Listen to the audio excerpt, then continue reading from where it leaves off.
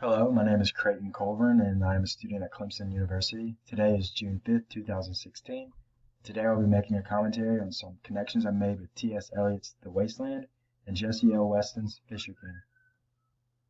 As part of the notes in The Wasteland, Eliot writes, not only the title, but the plan and a good deal of the incidental symbolism of the poem are suggested by Jessie L. Weston's book on the Grail legend, From Ritual to Romance.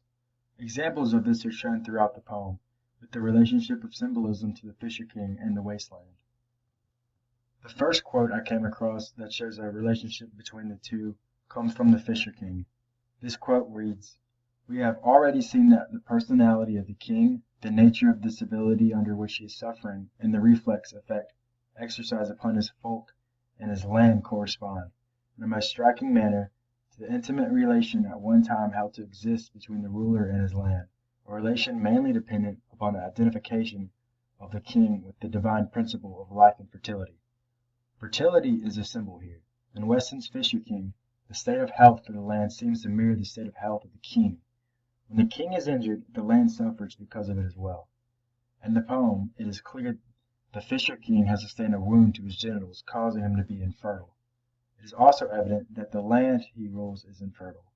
I realize there is no king of London, but what Eliot could be referring to as the king could be the people of London, since it became a democracy shortly after World War I. The damage and destruction caused by the war and the depression and suffering the citizens are feeling are the wounds left behind in London. I believe Eliot is trying to allude that London will remain a wasteland until the people of London return to a healthy state of mind and amend these wounds. Once people become physically and mentally healthy again, then the land will follow. They need to rebuild themselves before they can focus on rebuilding their city. There is also another common symbol that relates these two poems. That symbol is water. In the Fisher King there is a quote that states, "The original source of such a symbol is most probably to be found in the belief, referred to in a previous chapter, that all life comes from water." This quote is saying that water is a necessity for beautiful things to grow and new things to develop and could help the fertility of the land. Without water, nothing could really exist. One can relate this back to the wasteland, with there being a lack of water in the poem. A quote from the wasteland states, "Here is no water but only rock, rock and no water in the sandy road, the road winding above among the mountains, which are mountains of rock without water. If there were water, we should stop and drink amongst the rock. One cannot stop or think. Sweat is dry and feet are in the sand. If there were only water amongst the rock." This specific quote goes on and on about the lack of water. The land cannot produce anything new or beautiful without water. It goes hand in hand with infertility. It can symbolize both life and death in the way that with the water it can restore life.